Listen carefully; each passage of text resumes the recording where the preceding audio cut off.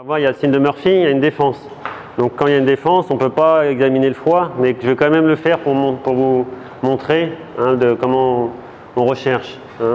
Donc ça ne correspond pas exactement au scénario.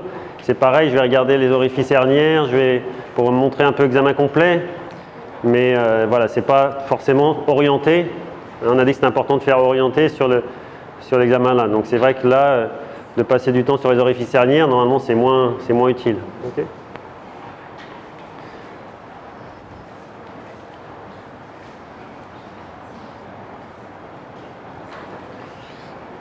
Et pour la douleur, pour le ventre, c'est important vous pouvez demander, pour savoir si c'est une douleur précise ou générale, demander avec le doigt où est-ce qu'il a mal, en disant montrez-moi où est-ce que vous avez mal. Et s'il vous dit là, vous commencez toujours l'examen par l'endroit opposé, l'endroit où ça fait moins mal. Parce que si vous, par exemple l'appendicite, si vous commencez directement par ici, il a mal, il se contracte tout, après vous ne pouvez plus rien examiner. Donc il faut d'abord commencer par l'endroit le plus loin. Vous dites, vous inquiétez pas, je commence là où ça vous fait pas mal, et puis petit à petit, parce que s'il y a une contracture, ce sera tout dur partout, mais sinon, s'il n'est pas détendu parce qu'il a mal, voilà, donc il faut toujours commencer par l'opposé. Okay. Et si ce n'est pas précis, il vous dira, c'est important aussi, il vous dira c'est tout le ventre, il ne pourra pas vous donner un endroit précis. On va aller plus doucement. C'est parti. Hop, donc je me lave les mains. Voilà, donc allongez-vous ici. Je vais juste commencer par vous prendre la tension et le pouls pour vérifier que ça va bien. Donc je regarde, il n'y a pas de marbrure, il n'y a pas de signe de choc. Ça c'est le langage médical. Hop. Donc, vous m'aviez dit, il n'y avait pas eu de problème de malaise quand vous marchez dehors, tout ça, il n'y avait pas de problème de tension, non? Vous n'êtes pas tombé. Alors, je vais mon stéthoscope. Où est-ce que j'ai mis le stéthoscope? Hop. La boîte ici. Hop. Le cabinet médical, il est trop grand. Voilà, donc je vais gonfler. Voilà. Alors, je le fais un tout petit peu plus rapidement, parce qu'on a moins de temps que d'habitude. Donc là, vous avez... Donc 120, ok 60. Donc la tension, je ne sais pas si c'est la tension de d'habitude. Là, il n'y a pas de problème de tension. Je prends le pouls et en même temps, je regarde la respiration. Je regarde la fréquence respiratoire. En même temps, je chronomètre. Donc je le fais sur 30 secondes ou 20 secondes et après, je multiplie. Donc là, j'en suis... déjà 40, 45, donc ça fait 90. Donc là, c'est normal parce qu'avec la température, le cœur il va un petit peu plus vite. Alors, je vais juste poser la tension. Hop. Donc je sais que vous avez mal, vous inquiétez pas. Je vais vous expliquer. Là d'abord, je regarde juste. Donc c'est l'inspection. Je regarde s'il y a des taches, mais vous m'avez dit qu'il n'y avait pas d'opération, donc je regarde, il n'y a pas de cicatrice. Voilà, je ne vois pas de petites taches rouges, d'angiome stellaire. Je vais regarder vos yeux. Je regarde le blanc des yeux, je vois, il n'y a pas de pâleur, vous n'êtes pas pâle, il n'y a pas d'ictère. Je vais regarder aussi les jambes. Voilà. Je vais vous faire juste asseoir pour regarder le dos. Voilà, donc il ne faut pas oublier de faire déshabiller le patient pour bien regarder partout. Je vais regarder aussi la bouche. Ouvrez la bouche, la grande. J'ai bon la lumière. Il faudra bien penser à aller chez le dentiste de temps en temps. Je sais que ce n'est pas le problème aujourd'hui, mais c'est important. Sinon, on a des infections qui rentrent. Voilà, donc je regarde. Alors là, je vais regarder pour les maladies du foie. Je ne pense pas que c'est ce que vous avez. Vous allez vous asseoir. Allez-y, excusez-moi. Vous asseoir. Vous allez mettre les mains comme ça devant vous, bien écarter les doigts. Voilà. Vous allez fermer les yeux et vous maintenez bien comme ça. Encore. Voilà. Vous restez comme ça. Je regarde bien. Voilà, c'est très bien. Voilà. Donc je ne vois pas de signe. Le foie, il a l'air de bien marcher. Alors je vais palper le ventre. Vous m'avez dit, remontrez-moi l'endroit où vous avez mal. Ici. C'est par ici, d'accord. Je commence de l'autre côté. Hein, donc, je commence doucement et je regarde cadran par cadran. Hein, donc, fossiliaque gauche. Voilà. Hein, vous me dites, vous, si quand j'appuie, ça fait mal. Hein, là, je regarderai. Donc, je regarderai la rate après, mais inspirez fort déjà. Ok. Donc, je ne sens pas de grosses rates. Je regarde vers le bas. Non. Vers l'ombilique. Non. Là, ça on se rapproche. Là, ça va encore. Un peu. Ça fait un petit peu de douleur. Alors, fossiliaque gauche.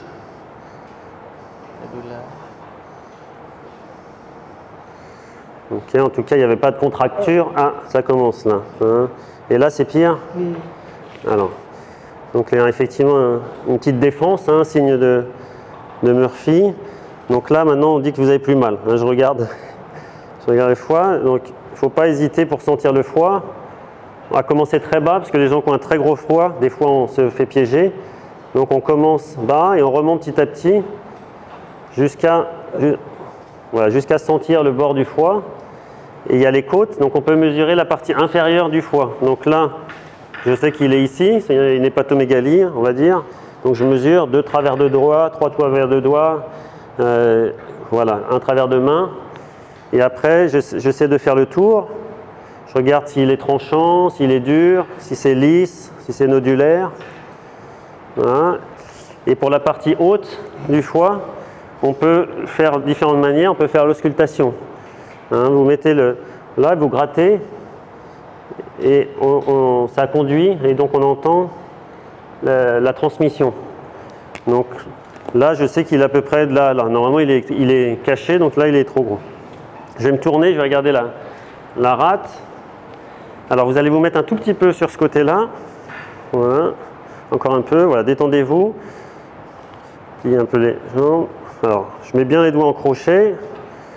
Je mets comme ça. Là, je ne la sens pas. Et vous allez inspirer comme ça. Ok.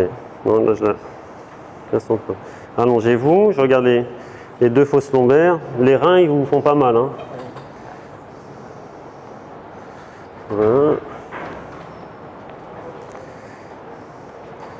Alors, je regarde les hernies. Donc, il y a toutes les hernies à l'ombilique. Et après, les hernies inguinales, on fait allonger. Et puis après, debout. Donc, il y a au-dessus de l'aine et puis en dessous. Puis il y a les hernies scrotales. Hein. Donc là, je regarde ici. Donc, quand ils ont mal, c'est bien pour qu'ils se détendent. Vous pouvez faire plier les 2 jambes hein, pour qu'ils détendent le ventre. Voilà, pour que bien. Hein, je reviens là. Là, ça fait toujours bien mal. Okay. Donc, je vais le toucher rectal. Hein. Je ne vois pas de problème, il n'y a pas de douleur. Il n'y a pas d'inflammation dans le bas du ventre. Donc, je pense que l'infection, elle est localisée. Hein, elle n'est pas dans tout le ventre. Voilà. En revanche, la prostate, elle est un peu grosse. Il faudra peut-être voir l'urologue. Hein, parce que les hommes, avec l'âge. Hein, voilà. Alors, vous allez vous asseoir, vous mettre debout, pardon. Je vais regarder. Donc là, c'est plus pour les hernies. Quand on sent hein, une masse pour voir si on arrive à la réduire. Et donc, on peut, c'est là, je ne peux pas bien vous montrer, pour voir si on arrive à la faire remonter. Donc, la hernie, il faut dire si elle est réductible, il faut dire si elle est douloureuse, il faut voir si elle est rouge, inflammatoire ou pas. Et puis après, on a recherché aussi s'il y avait des signes d'occlusion hein, qui a pas. Alors, je vais vous faire rallonger. On va faire juste un peu, je vais taper sur le ventre. Donc, la palpation. Donc, il y a différentes manières avec 2 doigts. Voilà, là, c'est surtout pour chercher. Vous voyez, là, on est sur l'estomac. Vous entendez? Si je descends plus, on entend moins, il y a moins d'air. Hein. Donc, s'il y a une matité, s'il y a de l'acide, vous pouvez la voir. Et après, il faut voir si c'est le ventre, il est gros, si c'est de l'air ou de l'eau. Et si vous avez un doute, surtout s'il n'y a pas beaucoup d'eau, vous pouvez faire bouger le malade. Donc, je vais vous faire tourner comme ça. Voilà, hein, je vous fais faire de l'exercice. Hein. Voilà, donc je commence par le haut. Là, ploc, ploc, ploc, là, on entend bien. Et puis, plus je descends. Alors là, on retombe sur l'air, mais sinon, là, je sens que l'acide, c'est mat. Hein, parce que le liquide, il est descendu, il est déclive. Donc là, c'est là. Et si j'ai un doute, on va refaire de l'autre sens. Vous allez venir vers moi, tourner complètement. Voilà. Et là, je refais pareil en commençant les hauts. Donc je suis sûr que c'est de l'acide. Hop, voilà. Donc la percussion, la palpation. Je regarde maintenant le ventre. Je vais regarder un petit peu les autres. Donc les ganglions. Là, je vois pas de ganglions ici. Hop. Là, je regarde à nouveau les inguinales. Voilà. Je sais que vous n'avez pas de problème de respiration, tout ça, mais c'est important pour moi aussi. Hein. Donc j'écoute votre cœur. Donc il est toujours un peu rapide. Je cherche des souffles, hein. Mais ça vous verrez bien avec les collègues cardiologues et pneumologues. Et puis je fais respirer. Vous allez respirer la bouche ouverte bien fort. Voilà. Allez-y bien fort pour que j'entende bien. La bouche ouverte.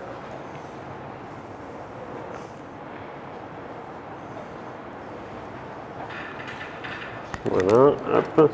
Là, comme le cœur est un peu rapide, je regarde aussi, là c'est bien pour voir les ganglions, hein, quand on est comme ça, et pour la thyroïde. Hein. Donc vous allez avaler. Ok. Bon, donc je ne fais pas les examens neurologiques, les autres examens, parce que ce n'est pas le problème. Donc effectivement, c'est ce qu'on a dit tout à l'heure, hein, quand j'appuie ici, vous avez vu, c'est vraiment là où ça fait mal. Donc je pense que c'est la vésicule qui souffre, hein, qui a mal. C'est le feu ici. Hein. Donc il faut qu'on fasse une échographie, hein, pour voir si c'est bien ça et s'il y a des calculs. Parce que vous m'avez dit qu'il y avait quelques années, il y avait déjà eu des calculs.